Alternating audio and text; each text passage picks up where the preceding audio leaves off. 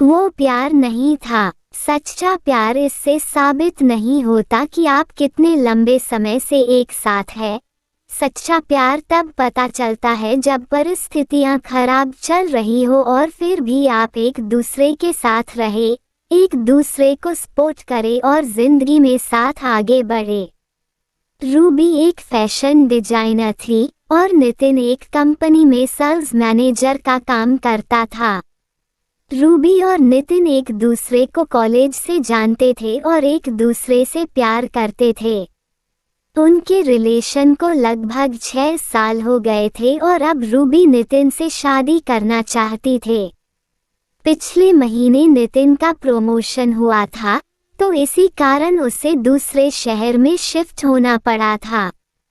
जाने से पहले वो रूबी से मिला था।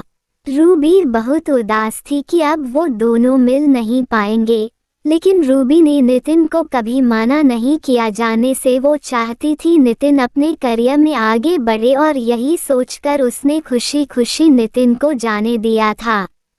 वो दोनों एक दूसरे को रोज फोन करते थे और घंटों बातें करते थे।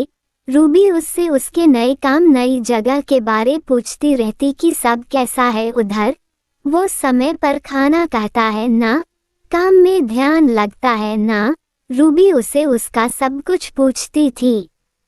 1 साल अच्छे से बीत गए थे, लेकिन फिर कुछ ऐसा होने लगा कि रूबी बहुत परेशान रहने लगी। नितिन ना तो खुद रूबी को फोन करता था और जब रूबी फोन करती थी तो ये बोलकर फोन रख देता था कि वो काम में व्यस्त है।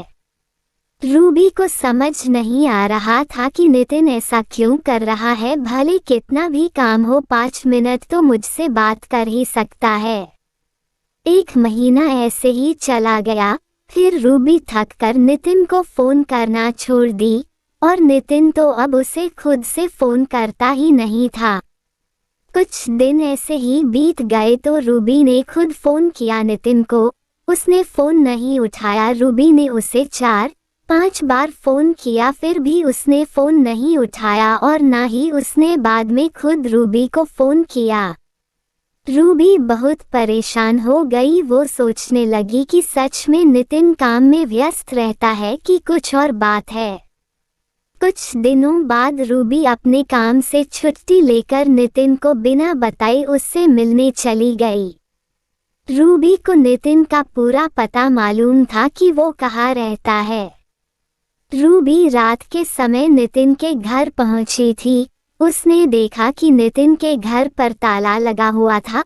उसने नितिन को फोन किया, लेकिन हमेशा की तरह नितिन ने रूबी का फोन नहीं उठाया। फिर रूबी ने नितिन को मैसेज किया कि मैं तुम्हारे घर के बाहर खड़ी हूँ, तुम कहाँ हो। थोड़ी देर बाद नितिन ने फोन किया और उसे बहुत डांटा कि तुम बिना बताए क्यों आ गई इधर, किसने बोला था तुम्हें इधर आने के लिए, और फोन रख दिया।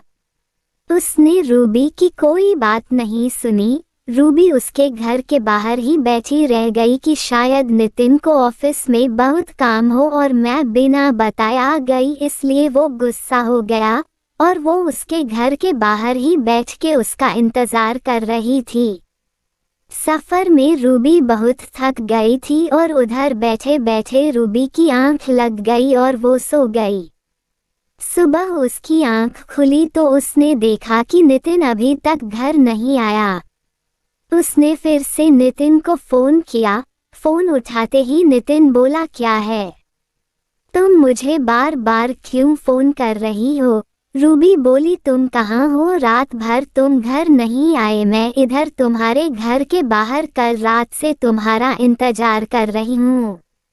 नितिन गुस्से में बोला, तुम चली जाओ, मैं नहीं आ सकता। रूबी की आंखों में आंसू आ गए। रूबी बोली, क्यों कर रहे हो ऐसे, मेरी क्या गलती है ये तो बताओ। नितिन बोला, तुम जाओ, मुझे तुमसे कोई बात नहीं करनी, और फिर फोन रख दिया। रूबी बहुत रोने लगी। उसके पास वापस जाने के अलावा कोई रास्ता नहीं था। वो अनजान शहर में नितिन को कैसे और कहाँ ढूंढती। फिर उसने सोचा कि नितिन के पड़ोसियों से एक बार पूछ ले कि नितिन यही रहता है ना कि कहीं और शिफ्ट हो गया है। उसने पूछा तो उसे पता चला कि पिछले 1 महीने से नितिन यहाँ रहता ही नहीं है। ये सुनकर उसे और बुरा लगा कि नितिन ने उसे कुछ नहीं बताया था कि वो कहीं और शिफ्ट हो गया है। पहले नहीं बताया था ठीक है, लेकिन अब जब मैं यहाँ आ गई हूँ फिर भी उसने कुछ नहीं बताया और ना ही मिलने आया। वो वहाँ से अपने घर लौट गई। वो बहुत बेचैन हो रही थी, नितिन ऐसा क्यों कर रहा है। वो नितिन को फ़ोन और मैसेज करती थी लेकिन वो ना तो फ़ोन उठता और ना ही मैसेजेस का रिप्लाई करता था। कुछ 15 दिनों बाद नितिन का फ़ोन आया। रूबी अपने ऑफिस में थी। उसने तुरंत फ़ोन उठाया और ऑफिस से बाहर निकली बात करने के लिए।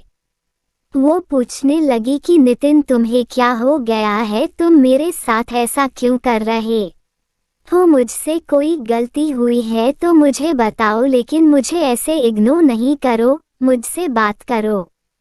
उधर से नितिन बोला अब प्लीज़ तुम मुझे भूल जाओ, मैं किसी और से प्यार करता हूँ और उससे शादी करने वाला हूँ और पिछले 1 महीने से उसके साथ ही रहता हूँ, इसलिए तुमसे मिलने नहीं आया था उस दिन। हो सके तो मुझे माफ़ कर देना, मैं अपना फ़ोन नंबर भी बदल रहा हूँ। इतना बोलकर नितिन ने फ़ोन रख दिया। रूबी ये सब सुनकर तो मानो जैसे उसके पैरों के नीचे से ज़मीन ही निकल गई। उसका दिल बहुत ही तेज़ी से धड़कने लगा। वो रोने लगी और सोचने लगी कैसे 6 साल का रिलेशन ऐसे कोई एक झटके में तोड़ सकता है। वो उसी वक्त ऑफिस से घर चली गई। वो बहुत रोई और फिर नितिन को फ़ोन करने लगी कि नितिन ऐसे नहीं कर सकता, वो मुझे छोड़कर नहीं जा सकता। लेकिन जैसे नितिन ने कहा था कि वो अपना नंबर बदल रहा है तो उसका फ़ोन भी नहीं लगा। रूबी डिप्रेशन में चली गई थी। वो 15 दिनों तक ऑफिस नहीं गई। उस रोज़ ऑफिस से फ़ोन आते थे। आखिर में उसके बॉस ने उसे बोल दिया कि ऐसे ही कुछ दिन और चला तो उसे अपनी नौकरी खोनी पड़ेगी। फिर कुछ दिनों बाद रूबी ऑफिस जाने लगी लेकिन काम में उसका ध्यान नहीं रहता था। 5 महीने हो गए उस बात को। अब रूबी धीरे संभल रही थी। नितिन ने फिर कभी रूबी को फ़ोन नहीं किया, ना रूबी ने फिर कभी उसे फ़ोन किया।